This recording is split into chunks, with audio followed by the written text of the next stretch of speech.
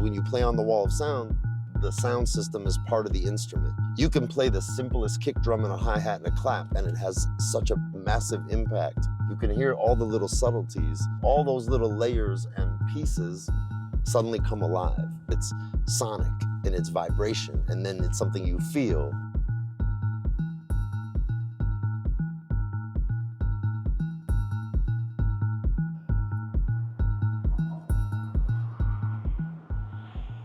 This isn't a competition, you know? This is the way it was presented to me. It was the way I experienced it. So in my mind, it's the way I need to share that experience with others.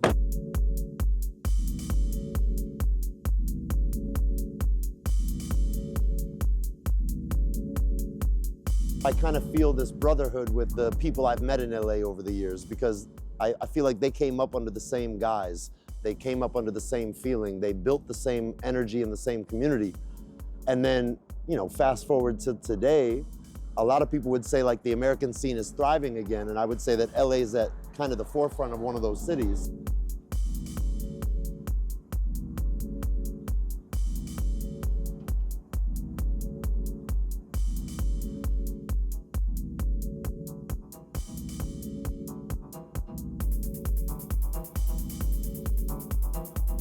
I want to create an environment where other people can go through the same kind of journey that's been so transformational for me.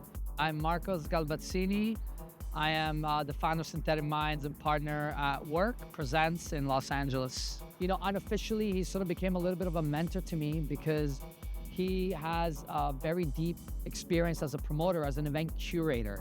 He curates the space, the sound, the lighting, unlike anybody that I've ever met. I've come to understand how important these things are, and it has completely changed the way I approach my responsibility as an event curator for the community here in LA. As an observer, watching the people I've worked with, and in this case specifically like the 6 a.m. crew, realizing over time their ability, their capability, how they've delivered every time I've come out here, put me in an opportunity when the wall of sound was presented to me as an idea to bring here. I knew I could trust this crew. I knew I could trust the production level. I knew I could trust the audience. And I think those are all important factors, because we get asked to bring the wall of sound to a lot of places, and there's usually one or two things that are on borderline where I decide not to. And we've brought it here a few times now, and every time it's worked out, and every time it's gotten better. What's followed is a subsequent number of events that we've done together. We did our first unofficial wall of sound as a Reform after party. After that, we did another 2 wall of sounds, did open to close sets together. Yeah, it's been an honor and a privilege to have his trust. You follow me though? Yeah. Sorry, now I see what you're going for. And there's Yeah. nothing over here that would... No, nothing over there is in the way at all. It's just this pipe is the one restriction we have. Yep, we're just going your direction about 2 feet. Okay, grab from the bottom. Ready? 2, 1, 2, 3. Science can get you only so far, and then the human ear has to take you to the rest of it. The room is really tight, long, and it's that perfect resonance that we're gonna have to deal with. But we're gonna know that when the room fills up with enough people, it's gonna change the characteristic of the sound. And that way, my sound guy is not only a professional that is trained in the science of sound, but he also grew up as a raver. So you'll see him on the dance floor, some nights, you know, wild and crazy, and enjoying it just as much as the dancer, but then he's also EQing the system throughout the night to get it to that level. You're the man. I'm trusting you on this. Hey, my name is Andy Fitton. I am the sound engineer for the Wall of Sound. I was going to this party where Jeff Mills was playing, and I didn't have any idea what to expect. I just walked in, and all I remember is that there were subwoofers wall to wall, the entire width of the warehouse. And I remember being on the dance floor and experiencing the music, but at the same time, I was like looking up at the speakers and looking at all the cables running through the ceiling, and it sparked this sort of divine passion where from that moment on, I just knew that sound systems and audio was what I was gonna do for the rest of my life. When I finally met Zach, I was gushing and I was like, man, like I'll do anything to be a part of this. Like I wanna do sound and do parties so bad. And I think he looked at me and he just said, here's a broom. Can you sweep the floor for us before the party? It's funny, Andy came up working in my secret underground warehouse that I had in Minneapolis, and he didn't know shit about sound. And then he started to get into it, and I introduced him to one of the sound companies that I'm close with. He trained with them, and now he's on a whole nother level. I'm very proud of him. I think the two of us make a really good team, because now we can get it to that level where we push the boundary, we try not to go just over it too far, but we make sure we can deliver that experience. It's like a dream come true for me to be able to do a show like this with, you know, such an amazing crew, for everybody from Marco to Zach, Melvin, Robert. The whole crew is amazing.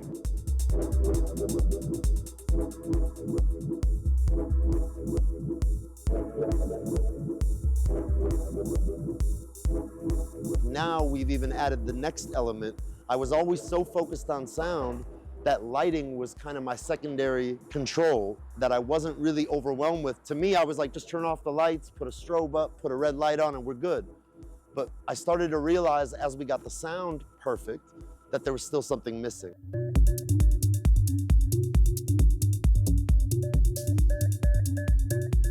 My name is Robert. My artist name is Strobert. My show is all about strobes, and that's why they gave me that name. Exactly how he likes the lighting is how I do lighting. So that was a perfect match. Just having those experiences, bringing him in to the first night he did with us in Greece, Andy and I both looked at each other and said, this was the missing element.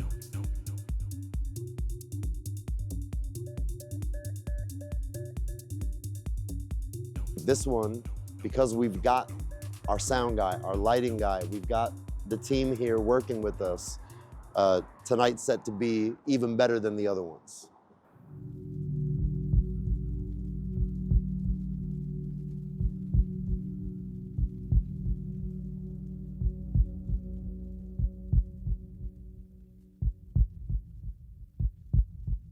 We had events planned that weekend following the fires starting.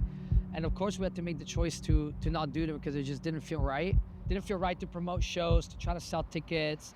Didn't feel right to be focusing on getting people to a warehouse downtown to party when there was suffering in our city. And immediately Zach reached out and he was like, hey, like, if we need to not do the Wall of Sound in 2 weeks, like, we're not gonna do it. I think the need to come together and the need to release is even greater right now. And the fact that the community trusts, the promoters trust us to present something to them at this moment, it has all those elements that create the magic. Yeah, I don't know how to I got you. Yep. There we go. All right. I think it's also really, really great that we're giving part of the proceeds of these to the LA, fire relief funds that we're donating to for these events, including some of the proceeds for the show. Maybe in Europe, things are on the regular too much and they're too easily accessible. And here, things feel more fragile. And especially right now, when there's these massive fires happening, people being put out of their homes, disaster on the horizon, literally. And the fact that, we can give something back to the community, not just musically, not just artistically, but financially as well, by bringing everyone together. I think it's special. I think it creates that little extra elevated energy that maybe isn't on a normal Friday or Saturday night at just any event. All right, that's for him. Cool. Traxx, who's playing with us, like he has this quote in some interview he did, and I use it all the time, where he says, I don't play what you want, I play what you need. I mean, look at this beast. It's got a stand. Wow. It's got a kickstand. Yeah.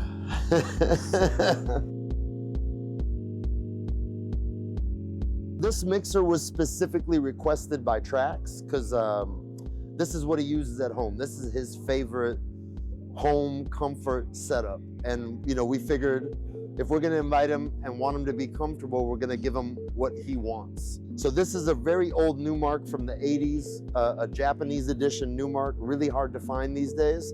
But we found one on eBay, we ordered it, we got it here. So Melvin's gonna be using an old Newmark mixer and an old Pioneer effects box. And we're gonna try to make him feel comfortable. Tonight is gonna be one of the biggest sonic challenges to the audience. And I'm not even gonna say if it works, because it will work for some, it will not work for others. But if everything works for everyone, it's too simple then. So the reality is that you can't please everyone all the time. And by putting Melvin Traxx on this lineup, to me, it's musically and sonically challenging the experience. But I think those that give in to what he's gonna deliver, minds will be blown.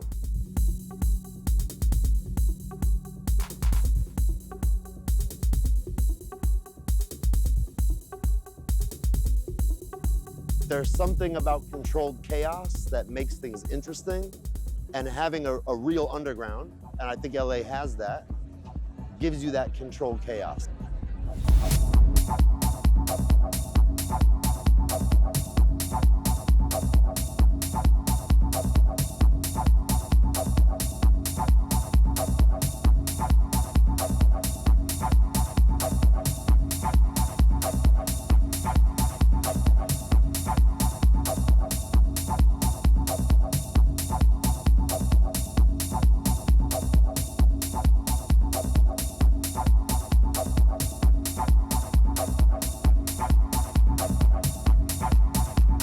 One room, one heartbeat, one sound system, one focus. If you give in, uncontrollably your experience goes to that next level. You're a slave to the rhythm at that point. Grooving, keep on moving, flying, stop your crying, choosing while you're cruising. Music is the answer.